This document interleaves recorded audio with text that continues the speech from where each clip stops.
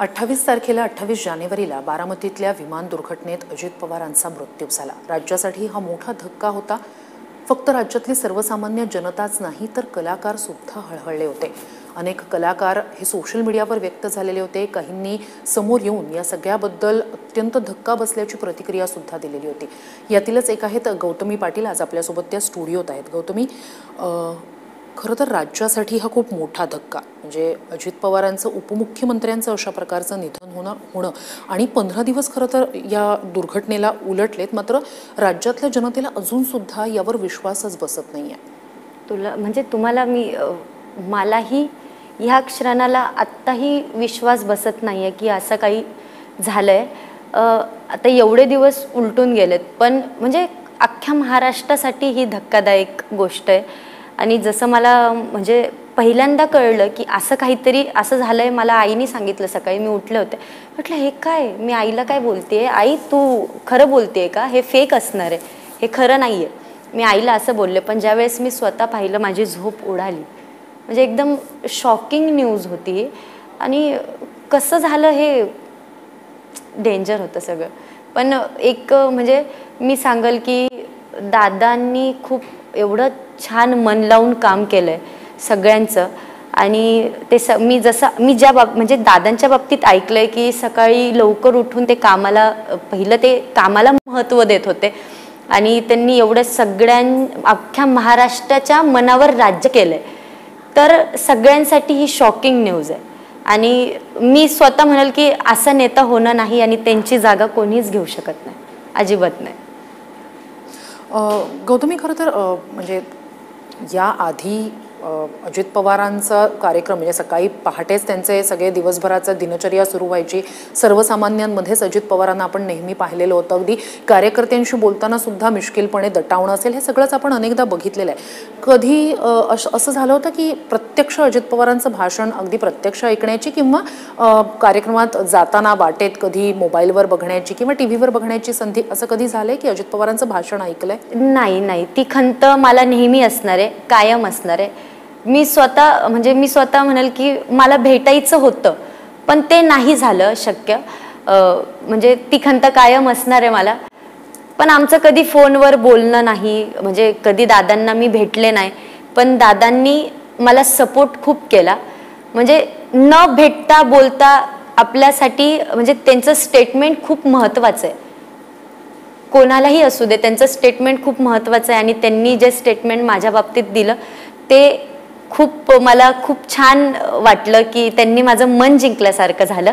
आणि ते कलाकाराला त्यांनी नेहमी सपोर्ट केलाय, तसाच सपोर्ट त्यांनी मला केला, तर मला ते नेहमी, मी ती गोष्ट कधी विसरणार नाही। गौतमी, मला असं वाटतं या सगळ्याची सुरुवात 2023 मधल्या त्या स्टेटमेंटने झालेली होती, जेव्हा जाहीरपणे अजित पवारांनी म्हटलेलं होतं की सर्वांसोबत पाहता येईल, कुटुंबासोबत पाहता येईल असा कार्यक्रम असावा किंवा अशा प्रकारचं सादरीकरण असावं। आणि तिथून सुरुवात झाली, मग माफी मागितली गेली, तुम्ही माफी मागितली, या सगळ्याला तिथून ती सुरुवात झाली होती। असं नेमकं काय झालं होतं की थेट तुम्ही माफी मागितली?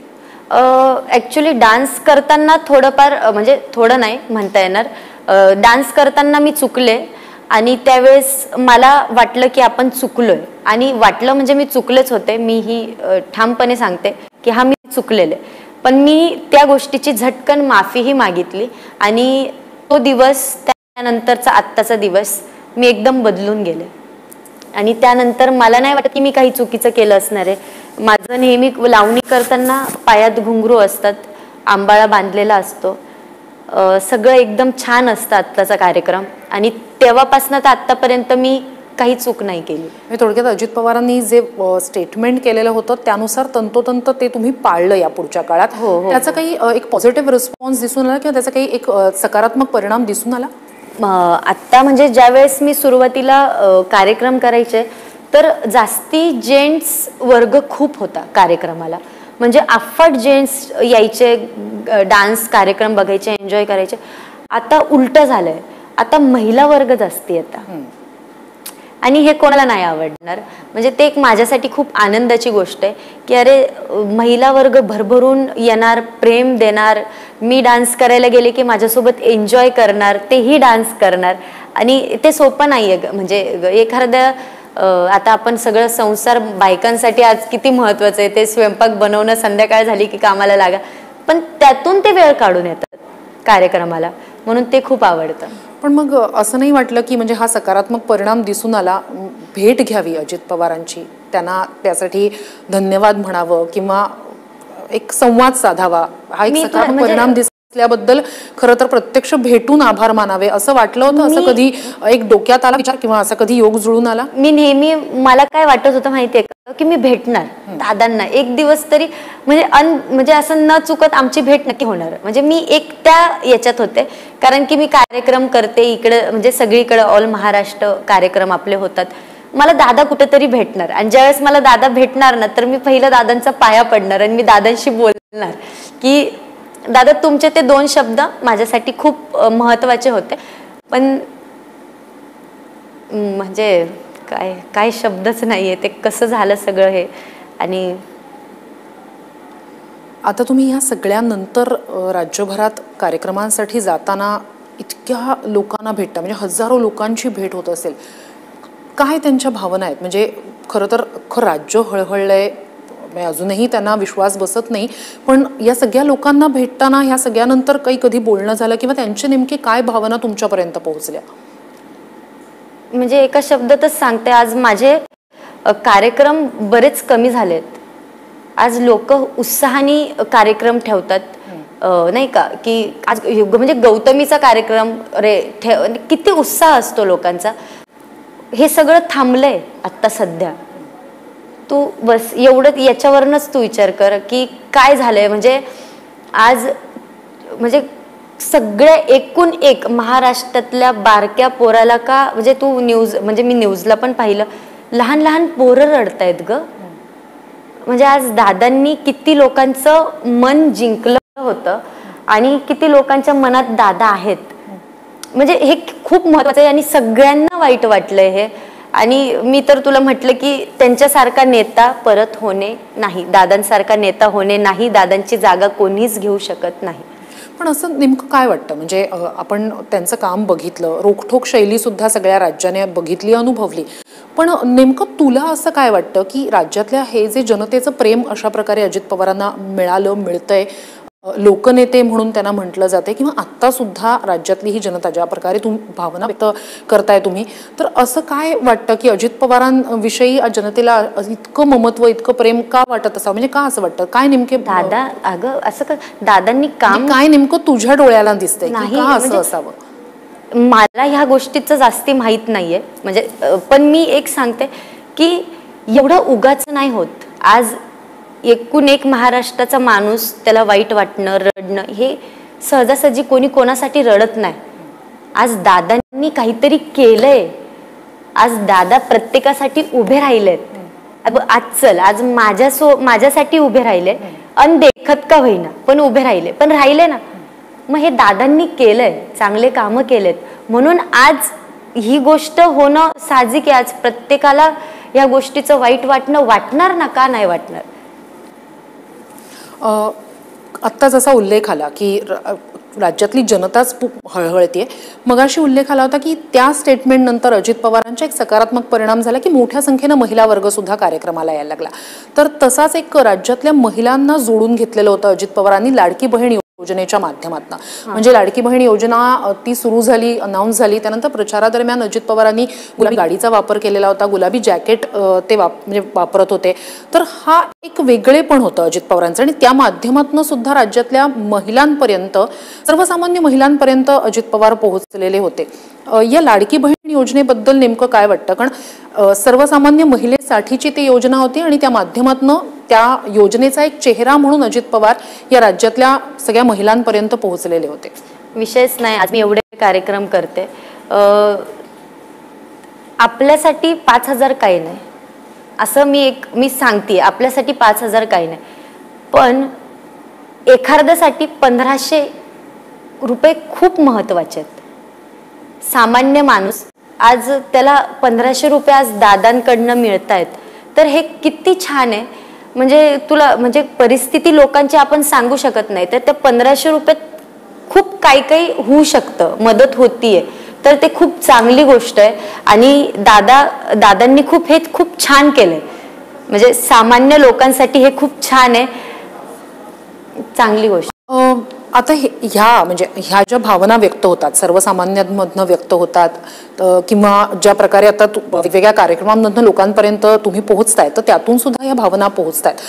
राजकारणाकडे बघण्याचा एक थोडासा दृष्टिकोन यातनं बदलत होता, म्हणजे सर्वसामान्यांसाठीच्या योजना असतील किंवा अशा प्रकारे लोकांसाठी काम करण्याचं आणि तशा प्रकारे तो दिवसभर एक लोकांसाठी व्यक्त करण्याचा अजित पवारांचा जो धावपळ असायची, धडपड असायची, कुठेतरी राजकारणाकडे बघण्याचा एक चांगला दृष्टिकोन यातनं निर्माण होत होता, म्हणजे असं वाटतं त्यातून? नाही, म्हणजे मला यातलं जास्ती नाही, थोडा एक पॉझिटिव्हिटी त्यातनं निर्माण होत होती असं वाटतं. म्हणजे एक राजकारणाकडे बघण्याचा एरवीचा सर्वसामान्यांचा दृष्टिकोन आणि अशा योजनांमुळे असेल किंवा सर्वसामान्यांसाठी काम करण्याच्या तळमळीमुळे असेल, लोक एका वेगळ्या प्रकारे सकारात्मकतेने सुद्धा राजकारणाकडे बघू लागले असतील असं वाटतं. हो, हे आहे. पण म्हणजे मला यातलं नाही कळत. फक्त एक दादांचा स्वभाव मन मोकळा होता आणि दादा जे काही येते, मी म्हणजे रील बघून मी एक तुला म्हणजे असं झटकन बोलायचे, पण ते छान होतं. एक अख्ख्या महाराष्ट्रासाठी ते म्हणजे असं छान लोकांना समजावून सांगणं, त्यांचं ते बोलण्याची पद्धत ती खूप छान होती. आणि हे सगळं पूर्ण महाराष्ट्र म्हणजे सगळं मिस करणार आहे. ते जे स्टेटमेंट आलं होतं अजित पवारांचं, ते सगळ्यात पहिले कुठून आणि कशा प्रकारे कळलं? सगळ्यांनी मिळून पाहावा असा कार्यक्रम असावा, तर ते नेमकं कशा प्रकारे तुमच्यापर्यंत पोहोचलं होतं? आणि अगदी पहिली प्रतिक्रिया किंवा पहिलं डोक्यात नेमकं काय उमटलं होतं? नाही, म्हणजे दादा हे मी ते बैलाचं वगैरे ते झालं माहितीये ना, ते तो पण त्यानंतर स्टेटमेंट होतं, नेमकं काय आलं डोक्यात? काय आलं? दादा ते म्हटलेले नाही का, कार्यक्रमाला बोलवा नाही का, ते पहा. मी खरं सांगू, मला एकदम छान वाटलं होतं. म्हणजे दादा जे काही बोललेत ते एकदम असं मी हसून मी खुललेले की अरे दादा बोलले नाही का आपल्या बाबतीत. खूप छान वाटलं होतं मला. पण तो सुरुवातीचा एक हे होता की सर्वांसोबत पाहावा असा कार्यक्रम असावा, कुठेतरी लागलं होतं मनाला, असं वाटलं होतं? नाही लागलं, मला नाही लागलं. दादा जे काही बोलले ते अगदी बरोबर बोलले, त्यात काही चुकीचं नाहीये. आज सगळ्यांनी बघण्यासारखा कार्यक्रम असावा, यात मला कुठं काही चुकीचं वाटत नाही. आणि त्यामुळेच मी आज कुठंतरी व्यवस्थित आज इथपर्यंत आली, कार्यक्रम करतेय, छान महिला वर्ग येत आहे. तर हे महिलांना बघण्यासारखा कार्यक्रम आहे, महिला येतात त्यावरनं कळतं आपल्याला की अरे हा महिला वर्ग येतं, म्हणजे त्यांना आज बघायला आवडतंय असं. आत्ता सध्या अजित पवारांच्या या अपघाताबद्दल काही शंका व्यक्त केल्या जात आहेत. सर्वसामान्य जनता सुद्धा त्याबद्दल शंका व्यक्त करते. कार्यक्रमांमधनं जेव्हा लोकांमध्ये मिसळणं होतंय, तर काही लोकांशी याबद्दल बोलणं झालं किंवा लोक काही रिॲक्ट होतात, लोक त्यांच्या मनातली काही शंका बोलून दाखवतात, काही असं बोलणं झालं कधी? नाही, अजिबात नाही. म्हणजे कधीच ह्या गोष्टीला कधीच नाही. फक्त माझ्या बाबतीत ते दादा बोलले तेवढं, पण बाकी काही नाही. आणि भेटण्याची एक त्यांना खंत होती, ती राहिली, बाकी नाही काय. याआधी तुमची राजकारण्यांबद्दलची नेमकी प्रतिमा काय होती आणि अजित पवारांचं स्टेटमेंट त्यानंतर झालेला सकारात्मक परिणाम काही बदललं? म्हणजे काही डोक्यात किंवा मनात काही एक वेगळी भावना की हा असेही राजकारणी असतात, असं काही झालं, असं वाटलं?